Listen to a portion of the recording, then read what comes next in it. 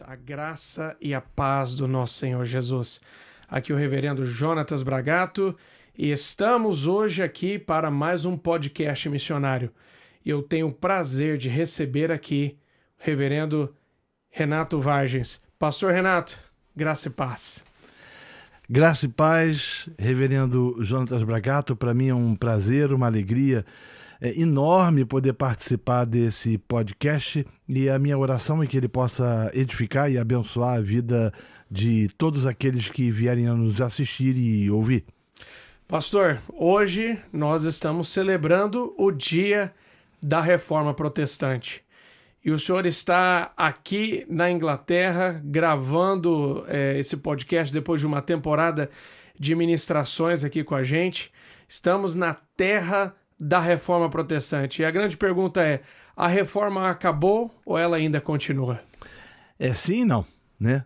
Na verdade, quando a gente olha para alguns países da Europa que foram berço da reforma, quando a gente olha para a Alemanha, quando a gente olha para Holanda, Suíça, Inglaterra, a gente tem a sensação que os princípios e os conceitos da reforma chegaram ao fim, visto o nível de apostasia que a gente encontra por aqui.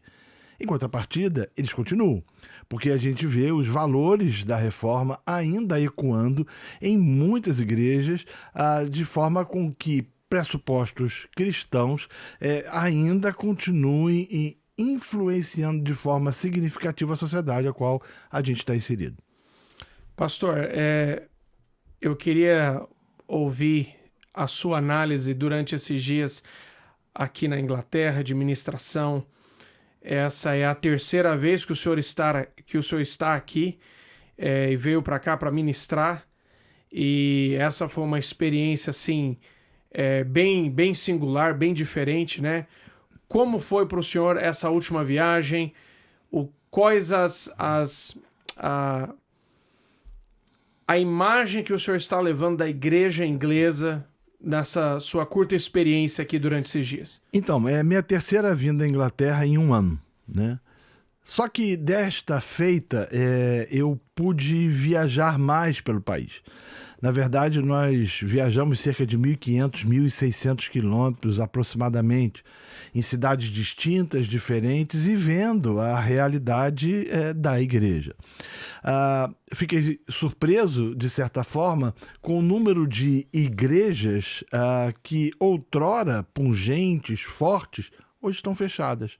Ou mesmo se transformaram em pubs, em escritórios, ou mesmo em templos de religiões e matizes diferentes. Então isso é extremamente triste e ao mesmo tempo chocante, a gente perceber que aquela Inglaterra do século XVIII, século XIX, aquela Inglaterra a Londres de Charles Spurgeon, ou mesmo a Inglaterra de George Whitefield, de John Wesley, de John Sinek e tantos outros, ela já não existe mais. Em contrapartida, eu entendo que o país hoje é um campo fértil para disseminação e pregação do Evangelho. Na verdade, eu tenho nítida sensação de que, mais do que nunca, nós precisamos pregar, anunciar e proclamar o Evangelho a uma terra que outrora nos abençoou.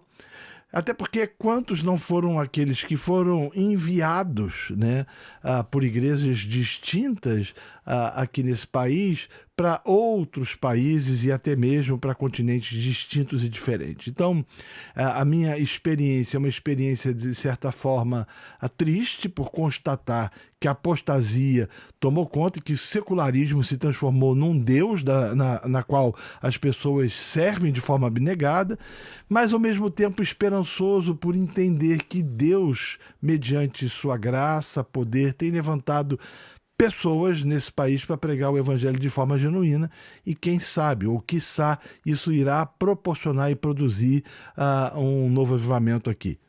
Tudo é possível e nós cremos e oramos por isso. Amém. Uma das mensagens que o senhor esteve ministrando, tanto na nossa igreja, na conferência, como também ali na Christchurch Exmouth, foi a mensagem de Jonas. Uhum. Como Nínive experimentou um avivamento, uma cidade que estava mergulhada no paganismo, mergulhada na violência, E o senhor fez, eu achei muito interessante, a conexão entre Nínive e o trabalho que o grande reformador João Calvino fez em Genebra. O senhor poderia compartilhar um pouco com a gente? Então, Calvino, quando chega em Genebra, a situação era realmente muito complicada, né? As pessoas jogavam os seus excrementos pela janela, o nível de desonestidade, de roubalheira era significativo, ao ponto das pessoas terem que ficarem um olho no padre e outro na missa, né? Ou seja, porque se bobeasse os seus bens, o comércio era roubado.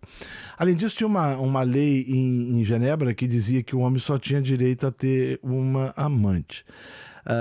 O evangelho, quando chega e a pregação da palavra de Deus por parte do reformador João Calvino proporciona uma mudança significativa na vida das pessoas e, por conseguinte, na cidade. Eu entendo que o que muda, o que pode transformar a cidade não é a relação do ministro com a cultura. Tem muita gente achando hoje que a gente precisa lidar com a cultura e usar a cultura e fazer da cultura uma forma para que as pessoas possam se achegar ao evangelho. Não nos é possível, eu não entendo dessa forma. Eu entendo que a única coisa capaz de transformar a vida do pecador e, por conseguinte, de uma cidade e também de uma nação é o evangelho. De certa forma, Jonas, quando chega a Nínive, e Nínive era uma cidade absorta em todo tipo de malignidade, a única coisa que ele faz é pregar, é chamar as pessoas ao arrependimento. E a palavra de Deus, quando pregada com fidelidade, ela faz aquilo que eu e você não podemos fazer. E ela proporcionou e produziu, do maior ao menor, o texto bíblico vai dizer isso, como também do rei. O rei é impactado por aquilo, arrependimento, confissão e pano de saco. Uma geração inteira. Então, eu foi impactada pelo evangelho, pela palavra de boa nova, de arrependimento que o Senhor estava trazendo através de Jonas, desse profeta fantástico que primeiramente ele recusou e depois ele acabou cedendo, até porque não se pode resistir à vontade de um Deus soberano que determina e decreta tudo aquilo que tem que ser feito. Então, eu olho para Nínive, olho para Genebra, eu olho para as cidades da Inglaterra, por exemplo, das vezes que eu estive em Londres. Eu estive em Londres na primeira vez, eu lembro que era num domingo, e eu fiquei impressionado com a quantidade de pessoas nas ruas, nas lojas, no comércio.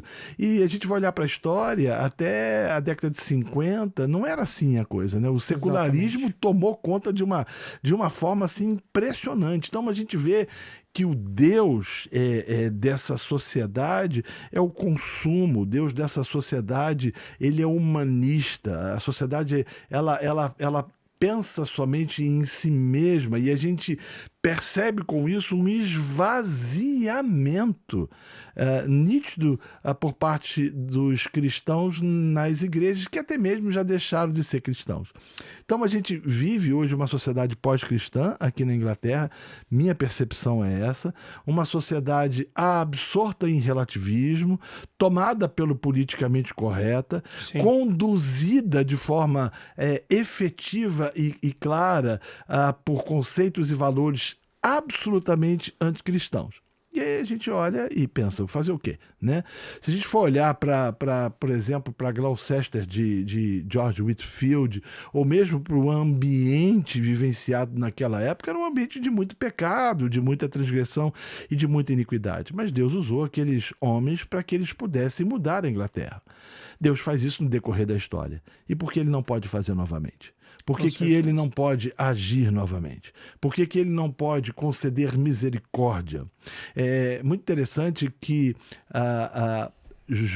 Jonas teve a oportunidade de ouvir a voz de Deus pela segunda vez.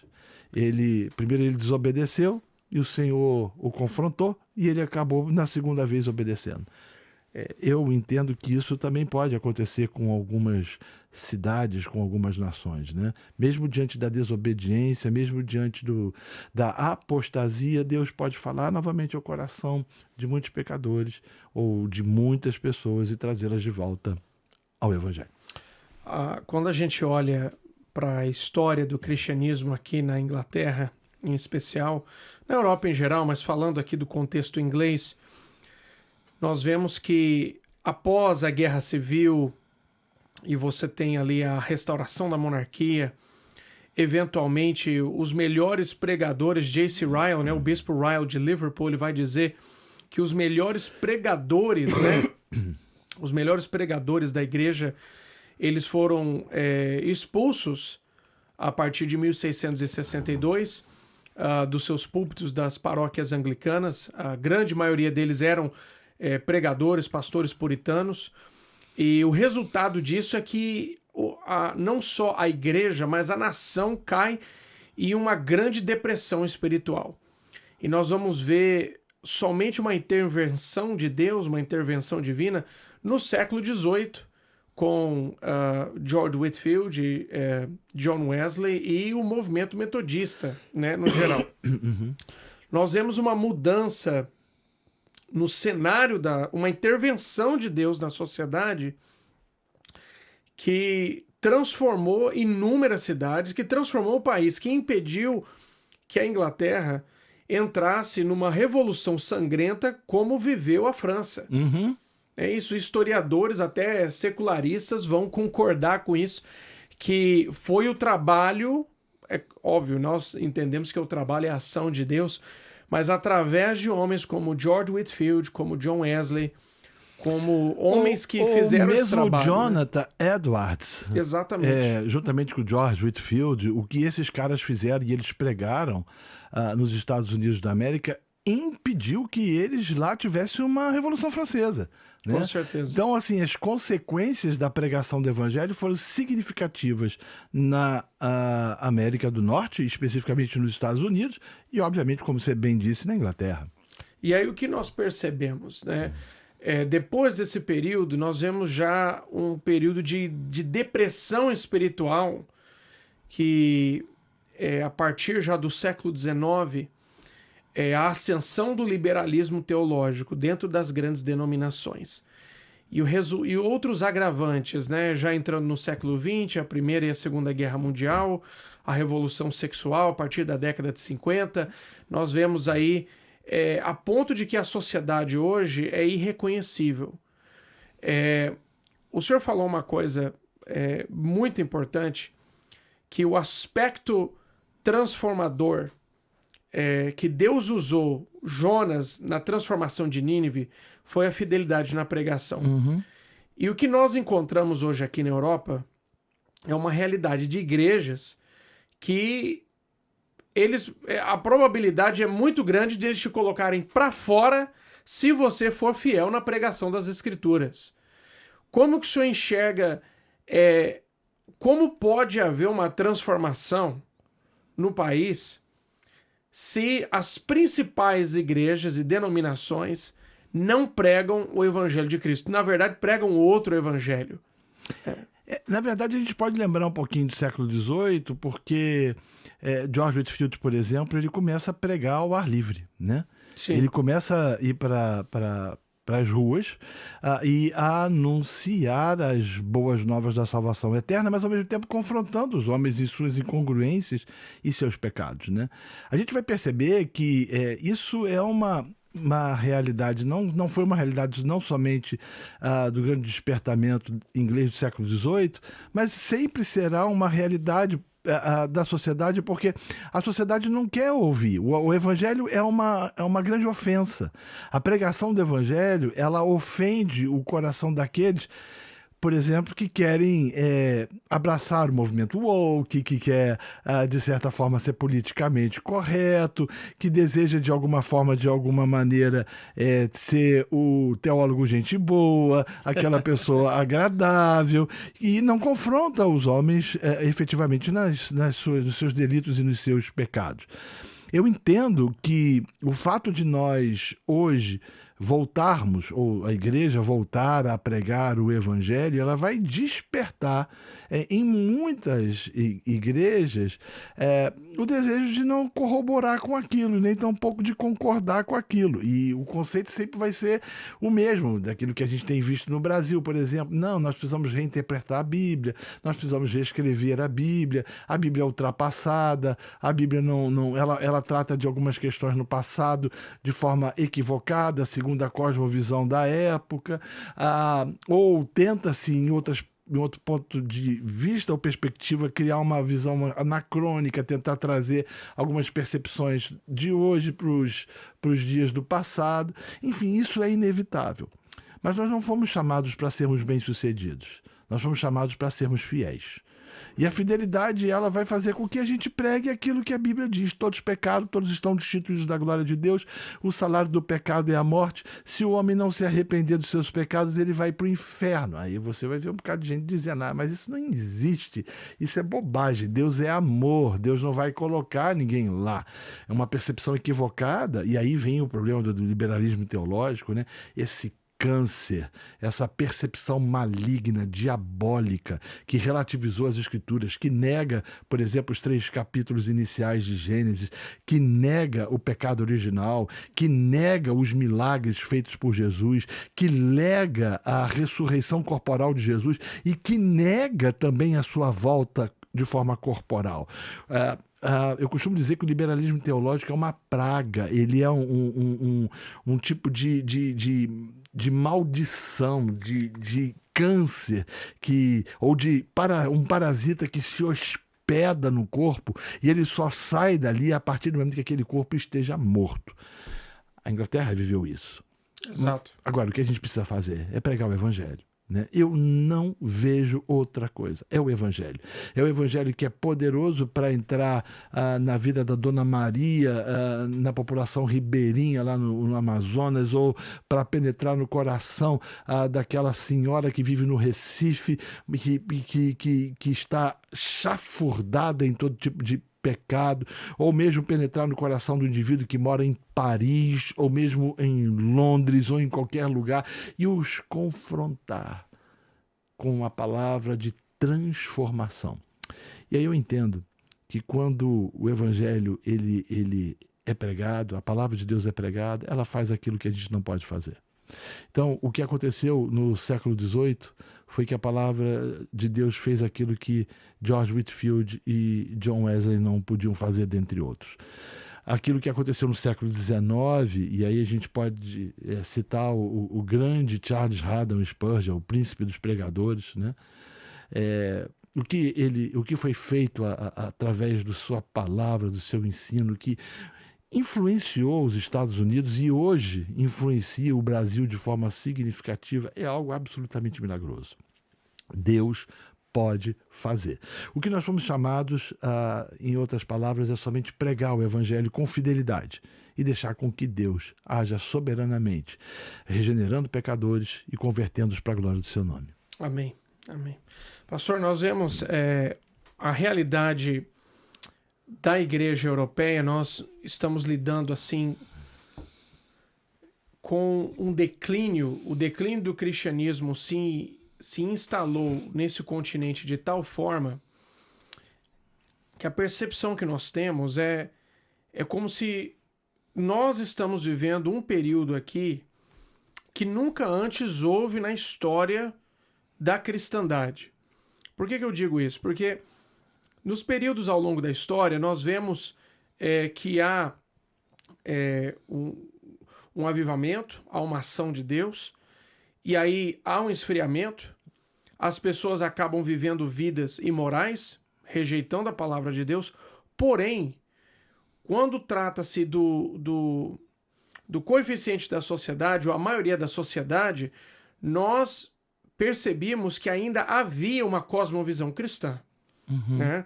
Quando nós olhamos, por exemplo, os relatos da miséria e do pecado e da prostituição e da bebedice, enfim, do que acontecia em lugares como Bristol, que era a segunda maior cidade da Inglaterra naquela época, no século XVIII, que vivia uma imoralidade absurda. Porém, o país ainda vivia debaixo de uma cosmovisão cristã. Ainda havia um certo respeito pelas instituições cristãs. As leis do país refletiam a realidade bíblica. Hoje, o que nós vivemos, ainda mais com a ascensão do liberalismo nas denominações e o ateísmo evolucionista, existencialista na sociedade, a partir de Charles Darwin, nós vemos que a sociedade, a partir dali, adota um novo credo. E esse credo humanista, existencialista, ele perdurou por muito tempo. Mas hoje nós vemos uma nova, eu percebo que é uma grande mutação nesse paganismo europeu que vivemos hoje. Porque a pessoa acreditar, isso eu conversando com várias pessoas no dia a dia, pessoas que não são cristãs, a pessoa acreditar que ela veio dos macacos, ou ela era um peixe que evoluiu e morreu, vai para o pó da terra e desaparece, não traz a ela sentido para a vida que ela vive. Então, o que acontece? Essas pessoas elas vão dizer que acreditam na evolução, mas não vão ser dogmáticas, elas não vão definir, não, eu acredito que aconteceu dessa forma, assim, assim, assim. Cada um tem uma opinião da sua história da criação. Uhum. E eles vão adotar, por exemplo, práticas de acreditar em cristais, acreditar em médiums. Aqui em Chippenham, por exemplo, eu vi um grupo no Facebook, se você postar qualquer coisa de igreja, de Jesus ali, as pessoas vão querer te trucidar, literalmente, né? Vão rejeitar totalmente qualquer menção cristã. Mas eu vi um anúncio de que uma médium estava vindo para visitar Chippenham. E as pessoas poderiam conversar com os seus antepassados, com seu avô, com sua avó que já morreu. E eu contei assim mais de 120 comentários de pessoas dizendo como faz para eu marcar, para eu ter uma consulta.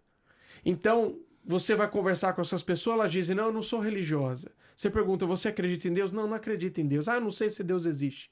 Mas acredita... O gnosticismo é uma realidade, né? É esse tipo de paganismo que vivemos hoje, né? Uma realidade que você nunca teve na história desse continente, né? Uhum. A palavra certa que você usou, e eu concordo, é a questão do paganismo mesmo, né? Sim. Eu costumo, para ilustrar isso de forma mais clara, tratar do paganismo como se fosse um zumbi. Sim. O evangelho, quando ele chegou aqui, na Bretanha, e ele chega em partes da Europa absortas e sociedades absortas em malignidade, em paganismo, em pecado, em bruxaria, em feitiçaria, ele manda o zumbi para sua tumba. Né? É como se ele dissesse o seguinte: seu lugar não é mais aqui. E aí é uma mudança de visão de mundo, de cosmovisão.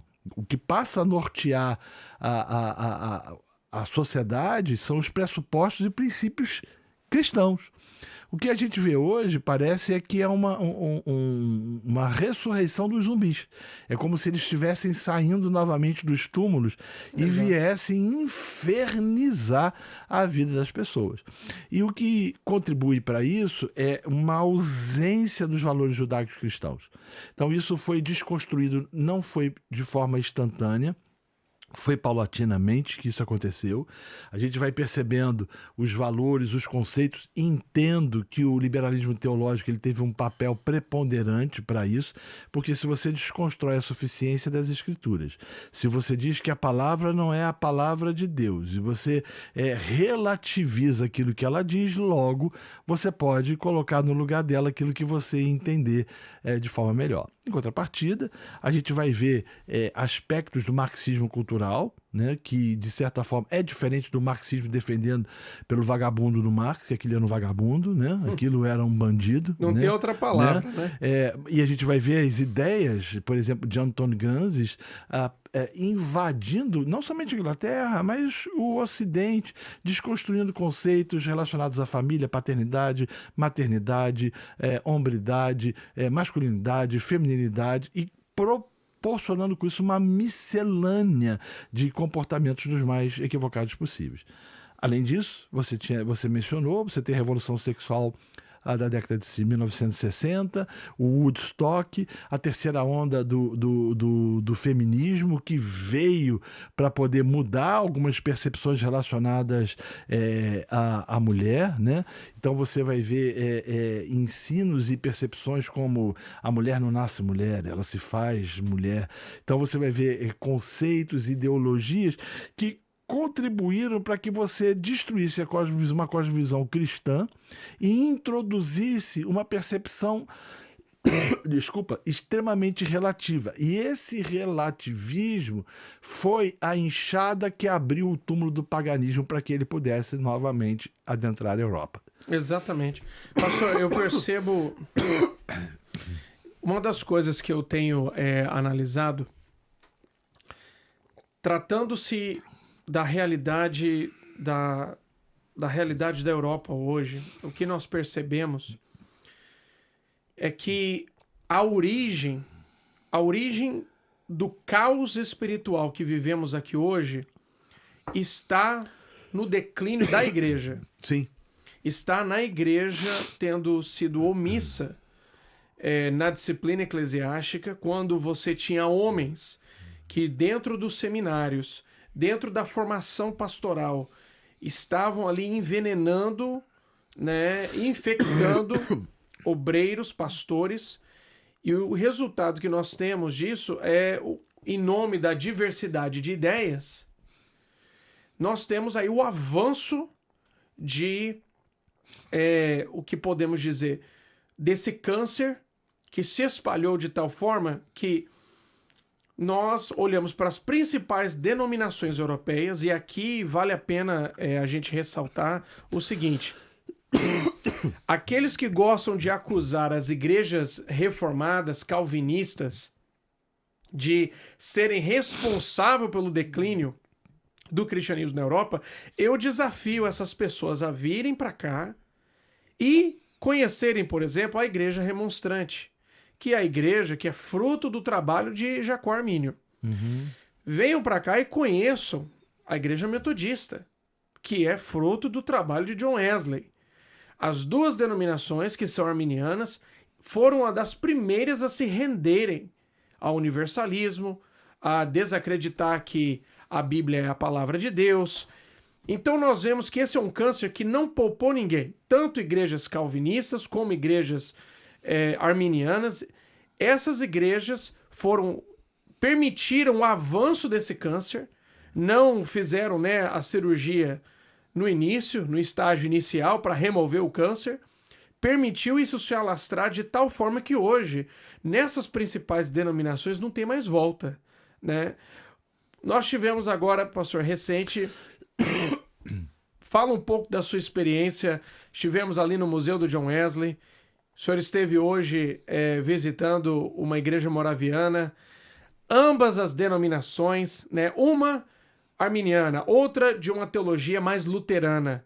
E estivemos também em igrejas reformadas calvinistas. E nós vimos o avanço do liberalismo. Como foi essa experiência para o senhor?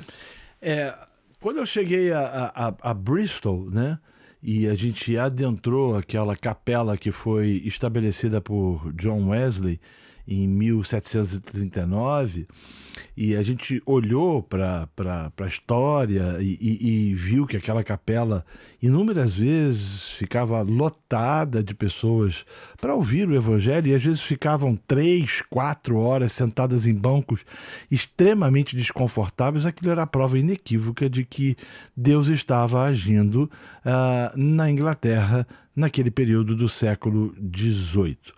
A igreja moraviana, que foi pastoreada, que eu visitei por John Senick, também me trouxe essa mesma impressão, né? Hoje parece que essa igreja só tem 4 pessoas, né? Exato. E só tem um culto onde a ceia é celebrada, e parece que o restante eles ficam fazendo tricô ou alguma coisa do tipo. Artesanato. Então, isso é terrível. A gente vive e vê uma situação absolutamente complicada. A gente olha para as igrejas reformadas também, e andando pela Inglaterra, eu vi isso em Liverpool, inúmeras igrejas de perspectiva reformada que também fecharam e que se tornaram museus. Por exemplo, eu tive, da minha segunda vez aqui, eu tive em Chester, né, que foi a região onde Matthew Henry, o grande Matthew Henry, foi pastor. E é triste você olhar para as igrejas e verem que elas se transformaram em restaurantes. Então, eu acho que Calvino ele dizia que existem características de uma igreja saudável. Ele vai dizer que é a pregação fiel das Escrituras. Então, primeiro, quando você deixou de pregar a palavra com fidelidade, automaticamente você tem problema. Segundo, ele vai tratar da administração correta dos sacramentos, né? Então, o que a gente vê, por exemplo, a gente vai ver hoje no Brasil igrejas que no culto de ceia já encontra, a pessoa entra, já encontra os elementos em cima da cadeira, pega e participa na maior tranquilidade, não querem saber se é crente, se não é crente, se está vivendo em pecado, se não está, enfim, né? Isso já é uma realidade no Brasil.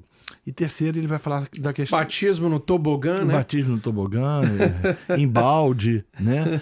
Na época do Covid tinha gente batizando pelo Zoom. Pelo Zoom, né? Então, e a terceira que ele vai falar, que eu acho que é realmente uma questão complicada, que é a questão da disciplina eclesiástica. Então, assim, eu olho para o Brasil hoje e eu vejo que o Brasil caminha, de certa forma, para os mesmos erros que a Igreja Europeia cometeu. Quando você deixa de trabalhar com disciplina eclesiástica, você deixa de entender que um pouco de fermento fermenta toda a massa, quando você relativiza aquilo que as Escrituras dizem em detrimento a uma percepção cultural ou mesmo uma leitura, uma visão de mundo diferente das Escrituras, você está dando um passo significativo para a destruição daquela igreja. Então, o que a gente vê hoje não é a realidade, não é um problema que surgiu agora.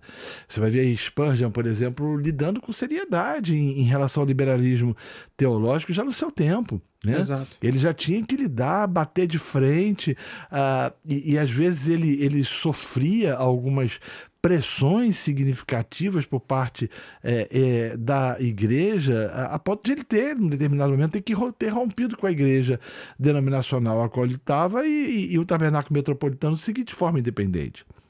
Então, esse é um problema que vem do século XIX, a virada do século XX, isso é agravado com a Primeira Grande Guerra Mundial, né?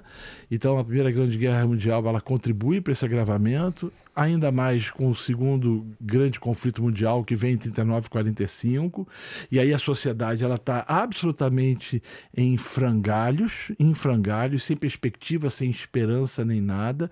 A desconstrução da Bíblia já é muito clara. Você vai ter alguns resquícios de esperança, por exemplo, com Martin Lloyd Jones, que hoje ninguém sabe quem é. Né? Exato. Hoje, se você perguntar para uma pessoa comum quem foi o doutor, ninguém vai saber absolutamente nada a respeito dele. Então, assim, é uma série de fatores que contribuiu para isso. Então, de fato, a gente está vivendo um tempo ímpar. Né? A Europa está vivendo um tempo ímpar. Ela voltou a ser pagã, ela voltou a ser mística, ela voltou a depositar a sua crença em subterfúgios que efetivamente afrontam o Evangelho de Cristo e afrontam a verdade das Escrituras. Então, isso não se vê durante séculos. Por exemplo, eu estive na Espanha e eu vejo que o secularismo, como também em Portugal, ele também destruiu a fé dos próprios romanos. Né? Exatamente. Não é uma questão... Os próprios romanos, você adentra, por exemplo, em algumas igrejas romanas, e você fica assustado, porque não existe mais nenhum tipo de percepção em nada. Né? E para contribuir, tem um Papa, né, extremamente liberal, relativista e que põe em xeque até mesmo algumas percepções inquestionáveis por parte de Roma, por exemplo, dos dois papas anteriores ou que antecederam João Paulo II e o Ratzinger, né, que tinha uma percepção completamente diferente do que o Papa argentino tem. Então, é complexa a situação é difícil. A sensação que a gente tem, do ponto de vista humano, é de que não existe esperança, e se tiver uma percepção escatológica pessimista, a sensação que se tem é de que a gente está caminhando efetivamente para dias tenebrosos, ainda que a gente saiba que a gente vai viver dias difíceis com a proximidade da volta de Cristo. Mas eu tenho entendido também que, em contrapartida, situações onde nós temos diante dos nossos olhos um defunto, são as situações deste naipe que Deus costuma ressuscitar defuntos. Então, se por um lado a gente olha, a gente vê a complexidade, a dificuldade, por outro, em situações ou quadros desse nível que Deus age poderosamente. E ele começa a levantar como ele levantou na história. Então você vai ver o George Whitefield pregando aquele sermão para carvoeiros, né? Famoso sermão para 10 mil pessoas. O rapaz tinha 25 anos de idade. Né? Então Deus usou um moço de 25 anos de idade de forma poderosa, como usou um homem mais velho, que foi o John Wesley, que tinha 30 e poucos anos, era mais velho do que George Whitefield, mas usou também. Ainda que tivessem perspectivas diferentes do ponto de vista teológico, calvinistas, arminianos, é inquestionável que Deus usou aquela geração para que ela pudesse, de certa forma, colocar de volta no túmulo o paganismo que estava querendo voltar e ressuscitar naquele período. Então, essa é a esperança que eu tenho. Então, a esperança que eu tenho não está na quantidade, mas de homens fiéis. Homens fiéis que vão ser levantados por Deus para pregarem em contextos diferentes e para anunciarem a simples mensagem do Evangelho. E eu creio que essa mensagem é poderosa para produzir um hecatombe na vida dos homens que ouvirem a pregação, transformando por conseguinte a cidade. A questão que às vezes as pessoas erram nos dias de hoje, principalmente dentro da cultura americana e cultura brasileira, é que os caras acham que tem que transformar a cidade para que essa cidade possa transformar o pecador. Mas não é isso que a Bíblia nos ensina. A gente prega para o pecador, para que o pecador seja transformado e, por conseguinte, a cidade seja transformada. Então, nunca vai ser do macro para o micro, sempre vai ser do micro para o macro, sempre vai brotar e vai surgir e vai vir efetivamente do evangelho que transforma a vida de um indivíduo e faz com que ele seja usado de forma poderosa. Vamos lembrar mais uma vez de Spurgeon, que aos 17 anos de idade, num dia de muita neve, sai procurando uma igreja para que ele pudesse perguntar ao pastor ou pároco, seja lá o que for, o que é que ele podia fazer para ser salvo. E aí está lá um oficial, um diácono, a gente não sabe, possivelmente Spurgeon vai falar na sua autobiografia que possivelmente era uma pessoa muito, muito simples, um indouto, mas que ele abre a Bíblia e fala: olhar para mim e sede salvos, e aquilo transforma a vida daquele homem, e aquele homem se torna uma explosão na Inglaterra. Eu acho que isso pode acontecer de novo, né? Não com um Spurgeon, mas quem sabe com tantos outros que vão ser usados por Deus de forma poderosa para impactar a Europa. Então, se nós caminhamos para o fim, e eu acho que sim, nós temos duas perspectivas. Uma perspectiva fatalista, sem esperança. Eu entendo que nós vivemos dias difíceis, mas eu entendo também que há esperança. E que Deus poderosamente pode novamente levantar homens de Deus para mudar a história de muitas nações. Pastor Renato, ao analisarmos a realidade do Brasil, eu tenho uma opinião que não é muito popular. E a minha percepção é que o Brasil está para viver, provavelmente, um período muito parecido com a realidade da Europa hoje, que seria uma realidade de uma Europa pós-cristã, então seria de um Brasil pós-cristão. Eu vou dizer o porquê que eu vejo isso. Porque aqui você teve um cristianismo robusto, né? A partir da Reforma Protestante, você tem as mentes brilhantes que Deus usou para estabelecer e firmar ensinos doutrinários, fundamentos, e não só isso, como também instituições robustas que fizeram a diferença no mundo, enviando missionários, sociedades missionárias, enfim, fazendo um trabalho extraordinário. Porém, a falta da disciplina eclesiástica e o avanço da falsa doutrina dentro dessas denominações resultou no estado que temos aí hoje. O meu avô foi convertido ao Senhor na década de 50, 1949, 1950. Lendo a Bíblia Católica em casa, ele chegou à conclusão que Jesus era o único caminho e que na igreja de Roma a situação estava perdida. Ele fala da época em que cristãos eram menos de 3%, evangélicos eram menos de 3%. Como eles eram apedrejados, as pessoas cuspiam os protestantes. Era uma situação terrível. E nós vemos, a partir dessa década de 50 até agora, né? Nós temos aí um crescimento explosivo da igreja evangélica brasileira. Aqui, você teve uma reforma gradativa na Inglaterra. Não foi uma reforma abrupta, uma ruptura como você teve, às vezes, na Suíça ou em algumas partes da Alemanha. Aqui foi uma reforma gradativa, começa com o rompimento de Roma, a mudança da liturgia, a mudança da doutrina, há uma interrupção por causa da Maria Sanguinária, depois volta o assentamento elisabetano, que vai consolidar a igreja da Inglaterra como uma igreja protestante reformada. Então você tem um cristianismo robusto. Demorou aí 300, 400 anos para você chegar no declínio de cristianismo, declínio da fé, o declínio da sociedade como temos hoje. E eu vejo que foi essa robustez que manteve a igreja por todo esse tempo. Já no Brasil, nós vemos uma igreja rasa, uma igreja que não há fundamentos. Eu falo assim, no geral, estamos aqui dizendo que é a realidade de cada igreja no Brasil. Nós sabemos que não é. Mas estamos falando, quando olhamos o mainstream da igreja evangélica brasileira, nós vemos uma incapacidade de profundidade nas escrituras, em doutrinas basilares. Quantos pastores, se você perguntar para ele, olha, me apresenta o fundamento para a doutrina da Trindade? A maioria não vai saber dizer.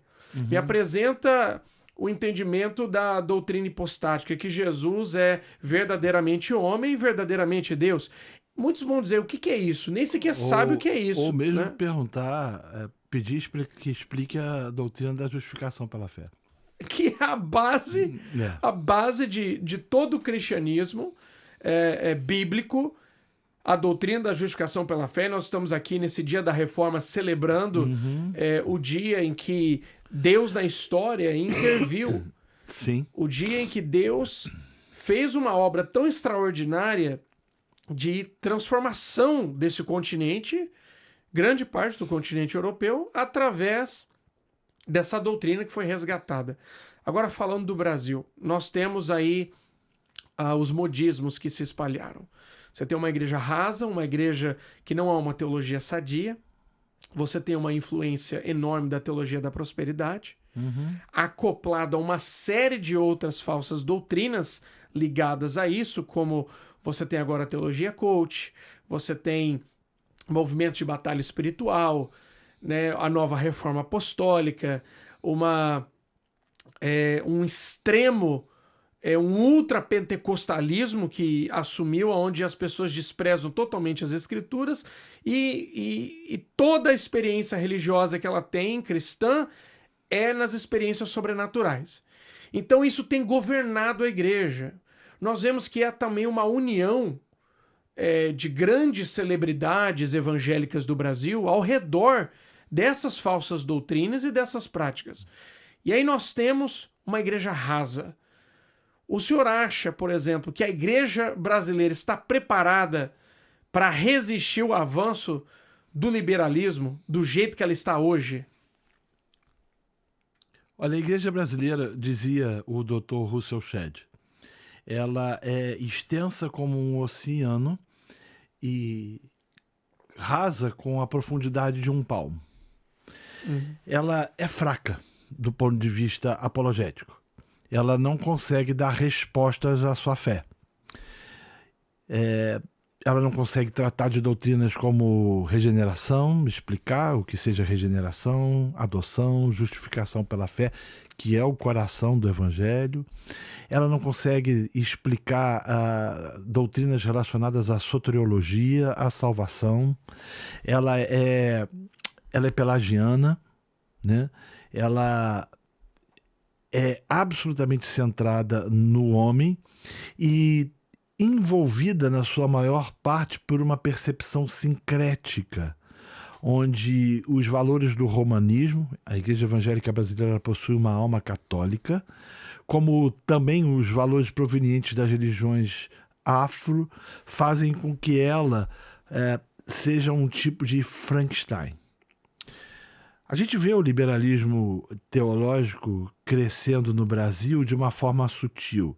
Então você vai ver pregadores como Caio Fábio, como Ricardo Gondim, como Ed Renekiewicz e tantos outros, introduzindo na igreja uma percepção absolutamente equivocada.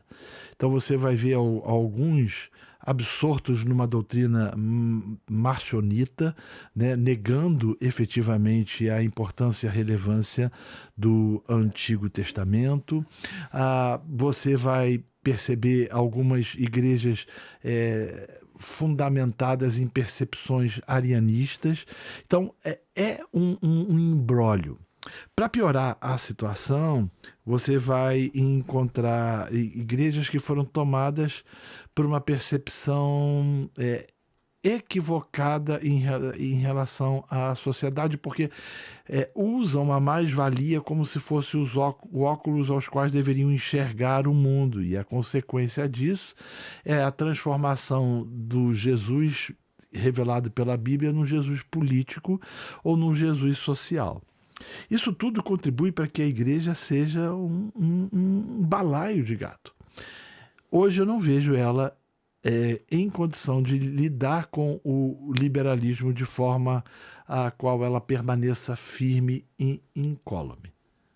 Todavia, em contrapartida, é inegável o fato de que o Senhor tem, do Iapoque ao Chuí, de norte a sul, de leste a oeste, e a internet tem sido um papel fundamental para isso, né?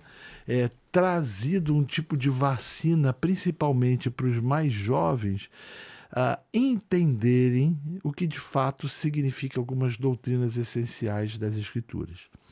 Então, se por um lado eu olho de forma preocupada, né? Eu olho de forma preocupado com essa situação. Por outro, eu entendo que Deus, pela sua soberania, tem trabalhado na igreja, na construção e na plantação de igrejas bíblicas espalhadas pelo Brasil, que podem, de certa forma, pôr freio a essa percepção equivocada por parte do liberalismo teológico. O que, automaticamente, enche o meu coração de esperança de que alguma coisa pode acontecer de forma positiva ainda na igreja evangélica brasileira. É interessante a gente parar para pensar, por exemplo, que até a década de 1930, 1940, todas as igrejas batistas, por exemplo, eram reformadas.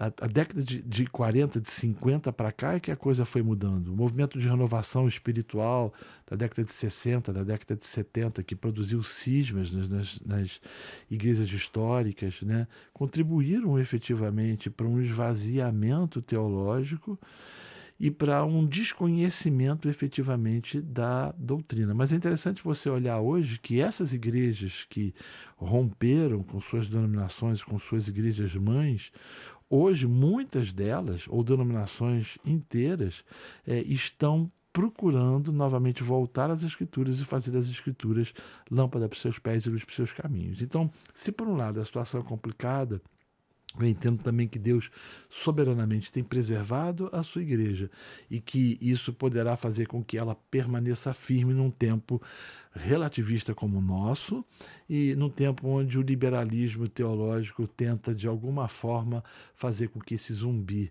ressuscite no nosso meio. Se a gente olhar para a realidade da igreja brasileira, nós temos uma grande massa do que é chamado agora de igrejas neopentecostais. E dentro dessa categoria você vai encontrar tudo quanto é tipo de crença. Você vai encontrar tudo quanto é tipo de ideologia, de ideia nesse meio. Eu lembro que na década de 90, por exemplo, a percepção que as pessoas tinham da Igreja Universal era que era uma potência. Era algo que você tinha batistas, presbiterianos que ligava lá, assistia o programa e colocava o copo com água em cima entendeu? Da televisão. Nunca que na década de 90 você diria que hoje a Igreja Universal está do jeito que está hoje. Que está fechando templos em tudo quanto é lugar, a dificuldade de conseguir colocar gente dentro do Templo de Salomão, em outros lugares. O declínio que você tem numa denominação, no caso um grupo sectário como esse, que está se afundando hoje totalmente. Na época, quem olhava para aquilo não imaginava que estaria do jeito que está hoje. E olhando para o neopentecostalismo hoje, nós vemos que há essa mistura do extremo ultrapentecostalismo, de grande influência, por exemplo, por causa da Bethel nos Estados Unidos, que tem sido um agente motor hoje de influência dentro desse grupo, somado mais a teologia da prosperidade, mais essa teologia coach. Isso tudo é uma fusão que criou o que é o neopentecostalismo hoje no Brasil. E cada semana é pregado uma versão diferente, né? A gente percebe que a cada domingo, se você olhar, a Bíblia não cai resposta, a Bíblia não é pregada. Mas eu vejo, pastor, que o tempo vai passar. E o que nós vamos ver no Brasil é uma nova fase em que muitas dessas pessoas, infelizmente, há uma possibilidade que elas estarão completamente desigrejadas, né?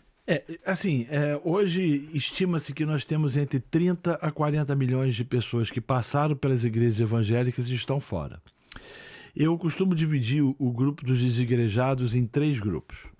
Primeiro é aqueles que eu chamo de semi-igrejados, que me preocupa, é o grupo que me preocupa mais. O semi-igrejado é aquele sujeito que vai 2 cultos, falta 4, vai 1, falta 5. Ele é aquilo que até a década de 80 era comum encontrarmos no romanismo, que era o católico nominal. Católico não praticante, não né? praticante. Então você vai ver hoje, por exemplo, algumas pessoas até mesmo dizendo o seguinte: eu sou cristão, sou crente evangélico, mas eu não pratico, eu não estou na igreja. É uma incongruência, até porque é um desconhecimento claro do que significa ser membro de uma igreja local e ser um cristão. Então esse é um grupo. Há o segundo grupo, que é aqueles que foram feridos na batalha. Que vieram ou que tiveram experiências nessas igrejas, cujos os pastores eles eram coronéis da fé. Manda quem pode, obedece quem tem juízo. Lá vem maldição, lá vem praga, lá vem todo tipo de heresia das mais absurdas possíveis, como por exemplo, eu vou abrir o seu túmulo, né? Ou seja, se você não se submeter à orientação que eu tenho dado, eu vou abrir o túmulo e você ali vai morrer e a consequência será terrível. Há um terceiro grupo, que é um grupo complicado, que é aqueles que estão desigrejados e que dizem amar o noivo e odeiam a igreja. Esses são filhos do diabo, filhos do capeta, do cão, do cramulhão, porque não é possível você amar a Deus e ao mesmo tempo odiar a igreja. E esses entendem, ou não entendem, melhor dizendo, que mexer com a noiva do Cordeiro não é coisa boba, é coisa séria. E deveriam temer ao Cordeiro de Deus em virtude daquilo que fazem ou difama a noiva de Cristo. Então a gente tem um grupo de 40 pessoas, ou 40 milhões de pessoas. Isso tem proporcionado uma sociedade agnóstica. O agnosticismo é a palavra, o prefixo a, ele é uma negativa, e o gnose de conhecimento, ou seja, Deus ele pode ser ele não pode ser conhecido. Santo Agostinho dizia que Deus ele não pode ser compreendido, mas ele é cognoscível. Mentes finitas, diziam, ele não tem como compreender um Deus infinito, mas o cristianismo nos traz a ideia de que mediante Jesus Cristo nós podemos e temos como nos relacionar com Deus Pai. Então, é complicado? A gente vive um tempo que nos aponta para a possibilidade de uma sociedade pós-cristã. Sim, mas eu prefiro ser otimista. Com certeza. Então eu prefiro olhar para a história e entender que aquele que tem controle sobre todas as coisas, continua governando sobre tudo e sobre todos. E que ele poderosamente pode usar a internet. Vamos voltar aqui à reforma, quando eu estou falando sobre a internet. Quando o reformador alemão Martinho Lutero fixa suas 95 teses em 31 de outubro de 1517 na porta do castelo de Wittenberg, ele faz aquilo para chamar as pessoas para que fossem à praça pública para discutir aquilo que ele estava dizendo. Ele queria, na verdade, falar sobre aquilo. Não daria dado em nada se a imprensa não tivesse publicado, não tivesse sido inventada há 50 anos antes e não tivesse publicado as teses e o material de Martinho Lutero que foi esparramado pela Europa. De certa forma, a gente vive algo, salvo as suas proporções, muito parecido nos dias de hoje.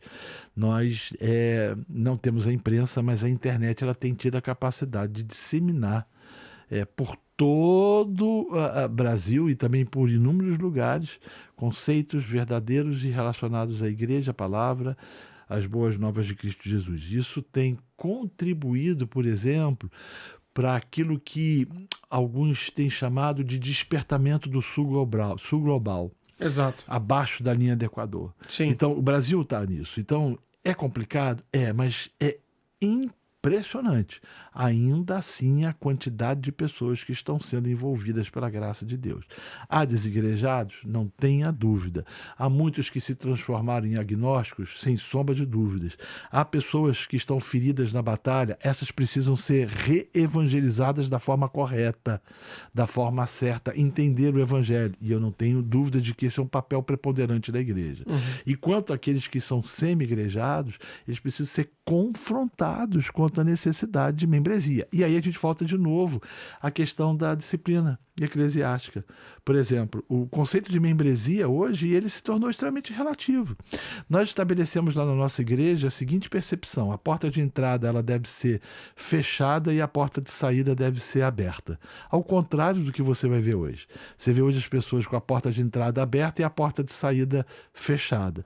E nessa perspectiva da porta aberta recebe-se todo mundo e se mantém todo mundo com seus pecados, seus delitos, suas iniquidades, suas heresias dentro da comunidade, sem mudança nem nada.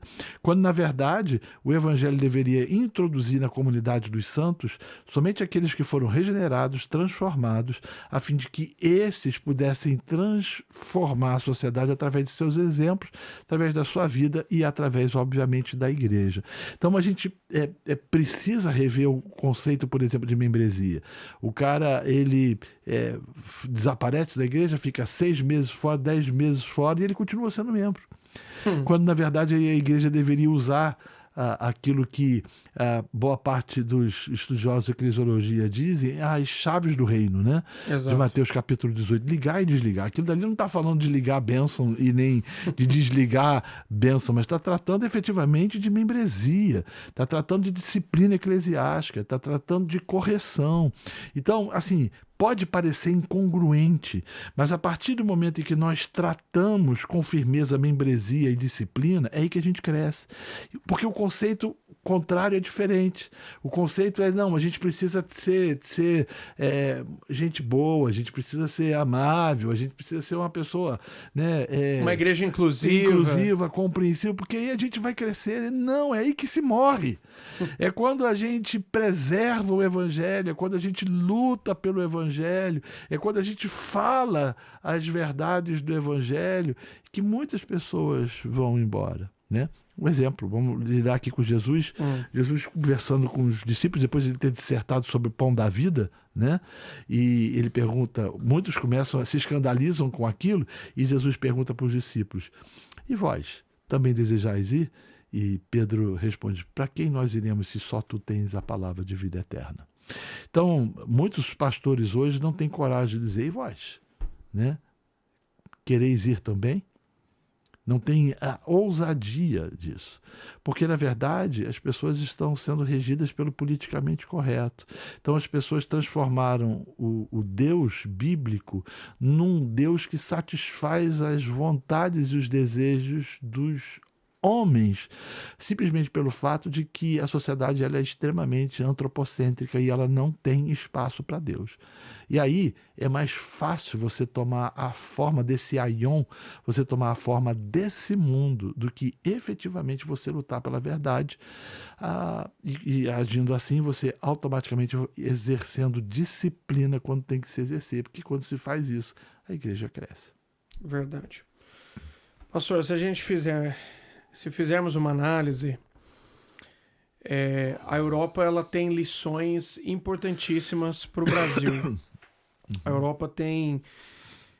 O que nós olhamos aqui é uma ação também de Deus. Quando nós vemos igrejas liberais fechando, e igrejas que são ultra-tradicionalistas, ou igrejas que não têm um compromisso com a pregação do evangelho, é que nós vamos falar de dois grupos. Nós podemos falar dos liberais e podemos falar de grupos, por exemplo, como os ultra-calvinistas aqui na Europa, que são, em grande parte, essas denominações estão desaparecendo, são insignificantes. E esses dois grupos, ao olharmos o contexto europeu, nós vemos que as igrejas estão morrendo. Mas as igrejas comprometidas com o evangelho, as igrejas comprometidas com o resgate das doutrinas bíblicas históricas que, em grande parte, foram resgatadas no processo da Reforma Protestante, igrejas que têm, acima de tudo, um compromisso verdadeiramente missional para pregação do evangelho aos perdidos, porque o pessoal ultracalvinista não crê, por exemplo, na livre oferta do evangelho. Então, igrejas que estão realmente comprometidas com a pregação do evangelho, com o discipulado das futuras gerações, que não estão envolvidas com um pragmatismo cego, mas realmente comprometidas com ganhar almas, com evangelizar pessoas, com plantar igrejas, nós estamos vendo essas igrejas crescendo aqui na Inglaterra. Então, ao analisarmos, por exemplo, a realidade do Brasil hoje, pastor, nós temos um grupo que é insignificante, nós temos personagens dentro desse movimento ultracalvinista no Brasil que são pessoas insignificantes, que não vale a pena nem a gente mencionar aqui, mas que está se aproveitando, como parasitas, por exemplo, do trabalho de que pessoas sérias têm feito, como o senhor, por exemplo, ao longo de anos, ensinando as doutrinas da graça, batalhando pelo que podemos chamar de uma teologia reformada, de uma cosmovisão reformada, de uma confessionalidade reformada, homens como o pastor Augusto Nicodemos, como inúmeros outros pregadores que têm feito um trabalho extraordinário no nosso país. Agora nós temos aí essa ameaça desse ultracalvinismo. E Spurgeon lutou contra esses caras aqui, né? O que eu mais encontro aqui são grupos, prédios de igrejas, tanto dos liberais fechadas, como igrejas que eram ultracalvinistas, que não criam na livre oferta do evangelho, que eram gnósticas, porque entendiam o seguinte: essa nova seita gnóstica que está se desenvolvendo no Brasil, desse ultracalvinismo, entende que você precisa ter um conhecimento específico de determinadas doutrinas, somente quem são os iluminados aí por essas doutrinas são salvos. Como o senhor vê o impacto disso na igreja brasileira? Eu vejo que isso não vai ter um impacto tão grande como eles acham que terão, mas ao mesmo tempo tem causado danos, né?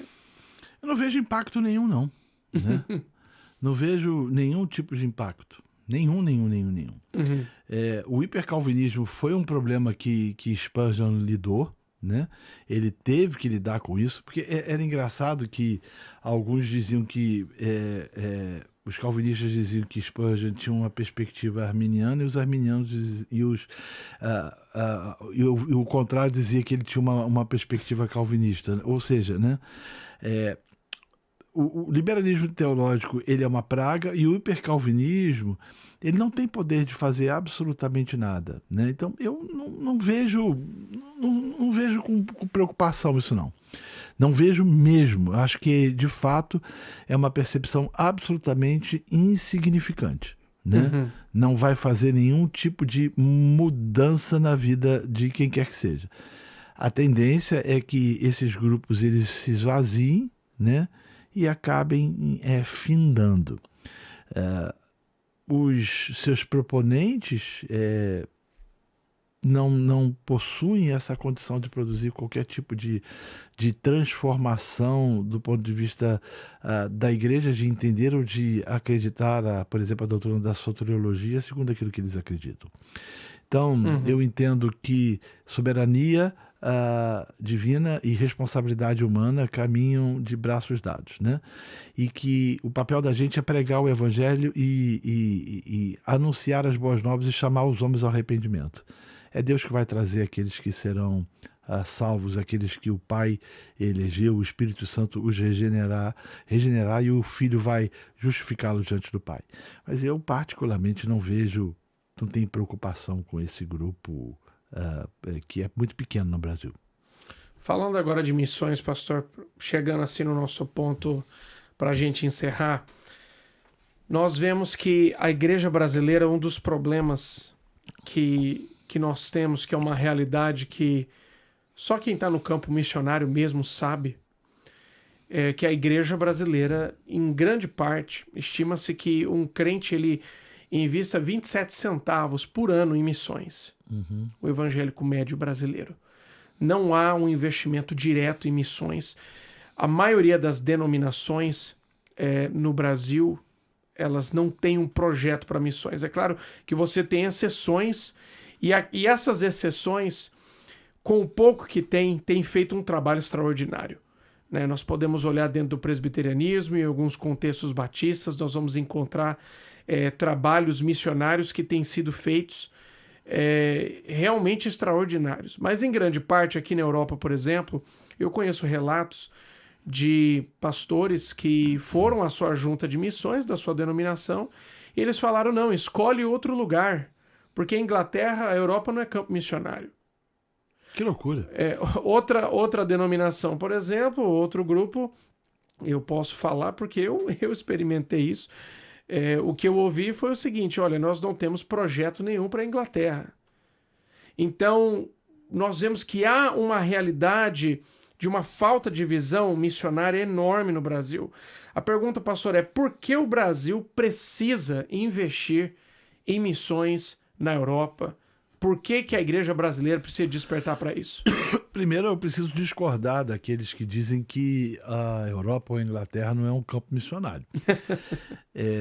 Andando pelas ruas, não somente aqui do Reino Unido, mas também de outros países onde Deus tem me levado a pregar na Europa, é nítido um desconhecimento claro a respeito do Evangelho. Não se conhece. Então, aquilo que a gente tem conversado durante esse podcast, a gente está vivendo um tempo onde o zumbi foi ressuscitado, a sociedade ela se transformou numa sociedade pagã. Então, mais do que nunca, é um campo missionário. E é um campo que precisa ser tratado com muita seriedade por parte da Igreja Evangélica Brasileira. O problema da Igreja Evangélica Brasileira é de que ela é ensimesmada. Eu já contei isso muitas vezes. Eu lembro que eu estava na Espanha e eu fui pregar numa região, no meio da Espanha, uns 100 quilômetros aproximadamente de Madrid. E quando eu cheguei lá, uma senhora, juntamente com seu filho mais novo, veio ao meu encontro porque queria conversar comigo a respeito daquilo que eu pregava. Ela falou que eu tenho curiosidade para saber o que um pastor prega. E eu, por 40 minutos, falei do evangelho para aquela mulher. Ao final, ela chorava. E ela disse para mim o seguinte: se isso tudo que o senhor está falando é verdade, por que na minha cidade não tem um testemunho deste evangelho sequer? Como é que eu vou explicar para a igreja, para essa mulher, que a igreja evangélica brasileira é uma igreja rica? Porque Sim. Né? A igreja é uma igreja rica e não tem visão missionária. Né? Então, os pastores hoje estão muito mais preocupados com o seu conforto. Eu não estou dizendo que não tenha que ter estruturas confortáveis, não é isso. Mas as pessoas às vezes fazem campanhas de 1 milhão, 2 milhões, 3 milhões de reais para colocar o ar-condicionado e não tem a disposição de separar uma receita para investir em missões. E aí tem alguns algumas questões. Primeiro, acha que é uma sociedade evangelizada.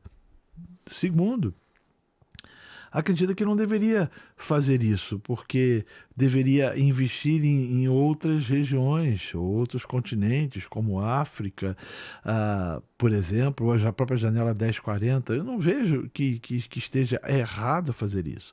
Mas as percepções equivocadas se fazem presente na vida dos crentes e das igrejas. Então, é a Europa hoje um campo missionário.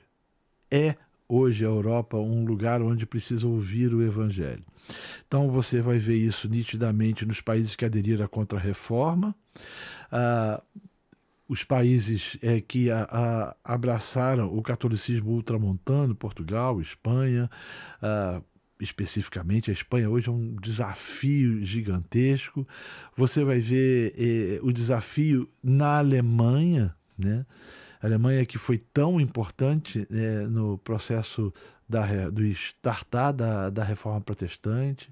Na Holanda, de Abraham Kuyper, né? Você chega na Holanda hoje, você vê uma realidade absolutamente complicada. A Escócia, de John Knox.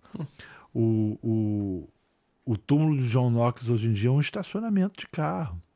Então, a gente olha e percebe que é uma sociedade perdida e sem Deus, e que precisa de investimento, né? E que precisa de missionários, e que precisa de recursos. Aí surge um outro problema também da Igreja Evangélica Brasileira, que ela criou o conceito de que missionário bom é missionário que sofre, né? Então ela quer ouvir os relatos do sofrimento, ela quer ouvir aquelas coisas. Não, eu estava precisando de um milagre para poder comprar leite para os meus filhos, e Deus fez isso, e ela se compadece e dá os 27 centavos dela de oferta. Exato. Não é isso. É uma visão que deveria ser de alguém que entende a complexidade da sociedade que a gente está vivendo e que não está discernindo que, se os valores judaicos cristãos forem derrubados definitivamente, nós vamos experimentar o juízo de Deus.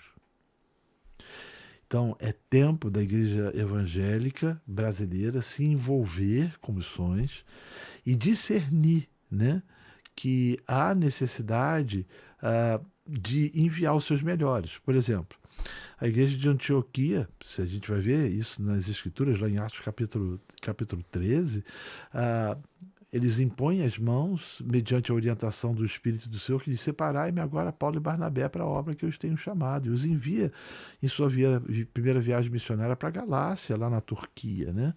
Atual Turquia nos dias de hoje. Então a gente precisa ter essa percepção, precisa ter essa visão, e precisa sair do nosso egoísmo e do nosso mundinho, que foi tomado por uma percepção onde o que importa é a satisfação das nossas próprias vontades e não a pregação do reino de Deus. Há também um conceito equivocado, né? A ideia equivocada é que missões é, na verdade, um trabalho humanitário. Sim. E isso é a influência que a gente tem de uma cosmovisão marxista que entrou dentro da igreja, principalmente dentro dos seminários, quando vai falar sobre missões, quando vai se falar qualquer assunto relacionado a missões, nós temos hoje uma percepção que missões é se a pessoa não alimentou crianças na África, não colocou um hospital, não abriu uma escola, não é um missionário. Então, não é mais visto missões como plantação de igrejas. Eu não sei como é que foi Lausanne agora, né? Mas a Lausanne, na África do Sul, teve um debate que rolou sobre isso, né? Se você tiver que pregar o evangelho ou dar pão, o que você faz? E eu lembro que um dos pregadores falou: não, tem que dar o evangelho. E houve um escândalo, porque as pessoas entendem que a missão prioritária da igreja é trazer alimento àqueles que têm fome. Então, a missão prioritária da igreja é a pregação do evangelho, ainda que a igreja possa exercer misericórdia sobre aqueles que precisam de misericórdia. Mas a missão prioritária da igreja é a pregação do evangelho. E a gente perdeu isso. Então, se a gente for por exemplo, tratar, numa discussão hoje, qual é a missão da igreja, Sim. você vai encontrar inúmeras perspectivas. Então, você vai perceber, não, a missão da igreja hoje é produzir um ambiente acolhedor, de amor, e ainda que seja, né, a missão da igreja é a missão de cuidar dos pobres, ainda que seja, mas a missão da igreja é a pregação do evangelho. E para isso, ela precisa estar comprometida com missionários que vão efetivamente trabalhar com a pregação do evangelho em lugares complicados, como hoje se tornou a Europa. Então os caras têm uma visão também romântica, o seguinte, não, se o cara está lá na Europa, ele está com uma vida boa, tá lá, tá morando em Paris, em Paris, ele está morando em Londres, ele está com uma vida boa, ele não precisa de ajuda. O pessoal não entende, né? Não compreende, nunca saiu do seu país para poder ver a realidade, às vezes complicada, que se tem para que você possa expandir a pregação do Evangelho. Pastor, nós vamos agora chegar ao final desse podcast e eu tenho um recado importante para você que mora aqui em Londres.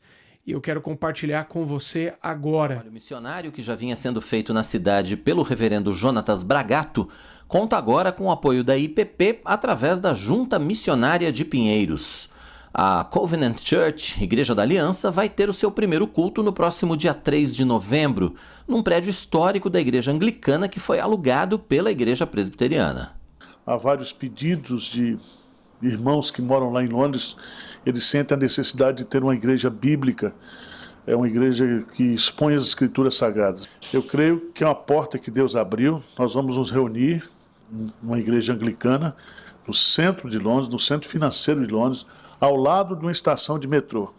Então nós vamos começar tendo as reuniões aos domingos, às 18 horas, intercalando também com a escola bíblica dominical. Então, nesse mês de novembro e dezembro, nós estaremos reunindo o pessoal. E a partir de janeiro, né, a igreja estará funcionando regularmente. O reverendo Jonatas Bragato atua como missionário na Inglaterra desde 2017, numa denominação local.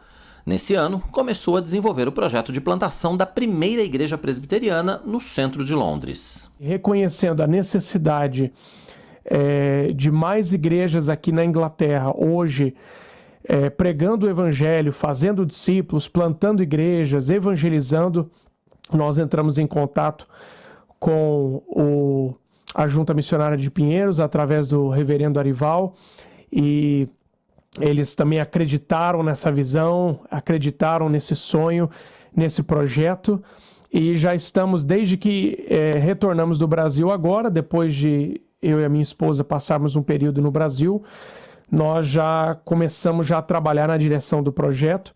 A Europa foi cenário da Reforma Protestante e teve um papel fundamental para a expansão do cristianismo, principalmente para as Américas, através de missões.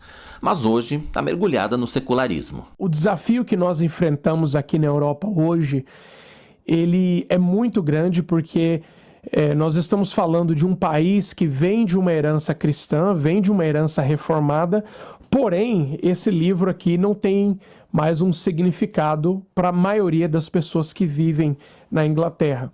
O maior desafio que nós enfrentamos hoje aqui é o secularismo, isso no contexto da sociedade. É uma sociedade extremamente secularizada, em que as pessoas elas vivem as suas vidas no entendimento que elas não precisam de Deus para nada. E o convite é para quem mora ou para quem conhece alguém que está em Londres. Estaremos no dia 3 de novembro, ali na St. James Garlic Hyde, na cidade de Londres, na City of London, bem no centro. Você saindo da estação de metrô da Mansion House, virando à direita, desce 100 metros e você já está na igreja. Então, dia 3 de novembro, começa o nosso primeiro culto, às 18 horas, às 6 p.m., 6 horas da noite, estaremos lá cultuando ao Senhor. Pastor Renato, nós estamos chegando ao final desse podcast. Hoje, o dia da Reforma Protestante, rendendo graças a Deus por 507 anos, desde que Deus usou o seu servo Martinho Lutero. Não só ele, mas inúmeros outros antes dele, que contribuíram para aquele dia que é marcado na nossa história. E eu quero, diante disso, passar para o senhor fazer suas considerações finais. Muito obrigado, pastor Jonatas, pelo bate-papo que a gente teve aqui. Minha oração é que Deus possa agir poderosamente de forma efetiva na Europa e que a gente possa, pela bondade de Deus, se assim for da vontade dele, mandar esse zumbi de volta para o túmulo e crer que Deus é absolutamente capaz e possível de fazer com que um despertamento e um avivamento aconteçam novamente, por exemplo, aqui na Inglaterra. Amém, amém. Meus queridos, nós estamos chegando ao final do podcast. Eu acredito que você foi abençoado através desse bate-papo. Eu quero desafiar você a fazer parte do que Deus está fazendo. Nós estamos trabalhando aqui na revitalização de uma igreja e na plantação da primeira igreja reformada presbiteriana em Londres, a Covenant Church. Se você deseja contribuir de alguma forma, há na descrição aqui a forma como você pode contribuir. Toda contribuição faz a diferença. E a nossa oração é que Deus faça prosperar a sua vida para que você abunde e que você seja abençoado para toda boa obra. Nós continuamos aqui avançando, pregando o Evangelho e crendo que o reino de Deus há de se expandir até aquele grande dia em que veremos o triunfo do reino dos céus no retorno do nosso Senhor Jesus Cristo. Por isso clamamos, Maranata, ora vem, Senhor Jesus. Deus te abençoe.